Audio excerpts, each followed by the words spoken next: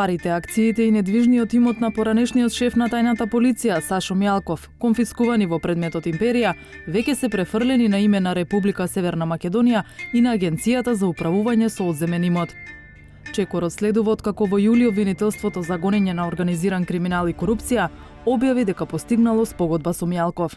Тој призна вина за злосторничко здружување и противправно стекнување имот, за што доби 3-годишна казна затвор, а државата му конфискуваше 6 милиони евра во пари и 30 милиони евра во имот. Парите и акциите веќе се на контото на агенцијата. Недвижниот имот се уште не е целосно проценет, бидејќи Бирото за судски вештачења поединечно ги чешла имотните листови за да утврди која е вредноста на имотот во овој момент. Намерата на агенцијата е откако целосно ќе заврши проценката, ако може имотот да се продаде. Сепак, ние како агенција можеме да продаваме само чист имот. Првите проценки кои што ќе ги имаме дека се чисти, откако ќе го комплетираме целиот случај, сигурно би ги продавале. Но во конфискуваниот имот на Мјалков не е се чисто. Запленети се и станови кои се под хипотека кај банките, а за кои агенцијата засега нема идеја каква полза би донеле за буџетот. Затоа се важни многу и проценките, да видиме која е проценката и која е хипотеката. Колку вреди тоа земјиште, колкава е хипотеката, за да може да се оди понатаму. Предметната обвинителка Лиле Стефанова пред еден месец за 360 степени кажа дека го конфискувала целиот скриен имот што обвинителството го открило во Империја, а со кој Мјалков се стекнал во периодот за кој е осуден. Поради законската обврска да конфискуваат се што е стекнато на незаконски начин, обвинителката Стефанова вели дека е конфискуван и имот под хипотека. Вредноста на имотот, изразена во пари, во време на замрзнувањето, зборуваме во временото замрзнување, е една вредност. Која вредност ќе утврди агенцијата сега, откако пресудата ќе треба да ја спроведе, таа е вредноста која треба да имаме во предвид како вредност на одземениот имот од Сашо Мјалков. Јас се држев и се уште се држам и сметам дека е тоа правно исправно до тоа да го лоцирам и обезбедам имотот со кој се стекнал Сашо Мјалков. А вредноста на тој имот ќе ја покаже агенцијата кога ќе го процени, а потоа по одлука на влада ќе одлучат дали ќе го користат државата или ќе биде продаден. Директорот на агенцијата, Фато Насани, беше воздржан во одговорот на прашањето за конфискацијата на имот под хипотека. Сепак, вели, квалитетот на извршувањето зависи од квалитетот на пресудите. За нас тоа е проблем.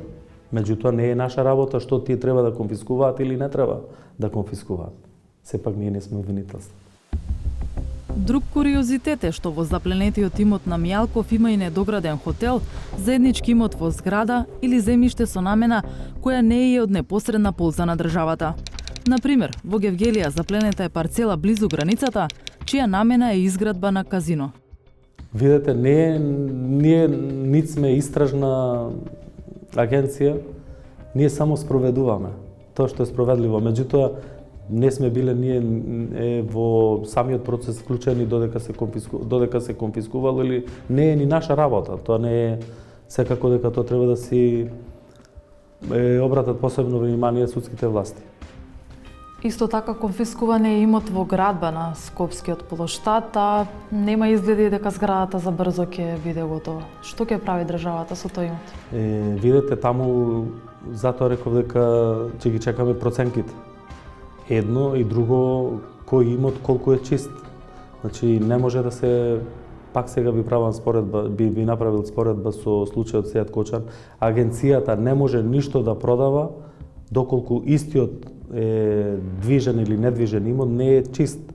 Значи, попадна логика, кој би се јавил да купува нешто што не е чисто? Или каде што би добил имотен лист, каде што во прибелешка би го пишувало на некој друг. Тогаш кој е кјарот од конфискацијата? Видете, тоа треба да се обратите во судовите. Ние како агенција извршуваме тоа што ни е наложено. Иако извршливо. Уште поинтригантно е тоа што во Охрид на Мјалков му е одземен идеален дел од земјиште под објект, како и дел заеднички простори, ходници и скали. Има известување до сите тие собственици, не знам, ете рековте самите дека има некои удели таму на ходници и слично. Сепак тоа треба да се седне да се разговара со другите собственици на тие Ја колку што знам, мислам дека во Охрид се конфискувани 2 станови, ако не грешам. Но на негово име стојат и скали и придружни простори. Да, меѓутоа, како кажав, ние сме агенција во процесот конфискација, последната алка и која што го извршува тоа. И затоа на крај ќе има известување и до јавноста, и до владата што е извршливо, што не е извршливо. Сашо Мјалков веќе ја ослужува 3-годишната казна затвор за предметот Империја. Така барем беше известена јавноста. Пред да биде упатен на издржување на казната, тој ја смени адресата на живење од Скопје во Охрид, што му овозможи да оди во затворот во Струга, кој е од отворен тип. Пред тој затвор дежуравме неколку дена поред на почетокот на септември, но не го забележавме Мјалков ниту да влезе, ниту да излезе од установата чии станари најчесто доаѓаат само да преспијат. Независно од тоа, планот на агенцијата е неговиот конфискуван имот веќе до нова година да почне да се продава. Парите ќе одат во државната каса. Ние имаме константно продажби на недвижнини, меѓутоа еве Сашо Мјалков, предметот на Сашо Мјалков сигурно би бил скоро. Мислам дека за недела-две ние би биле комплетирани со проценките на недвижниот имот. Би биле комплетирани со тоа што е чисто, што не е чисто. Бија известиле влада со една информација што е спроведено од наша страна околу тој случај. И сега, ако сме почеток на октомври, да речем дека можеби во ноември или во декември веќе би се случувале продажби на истиот. Зошто да не?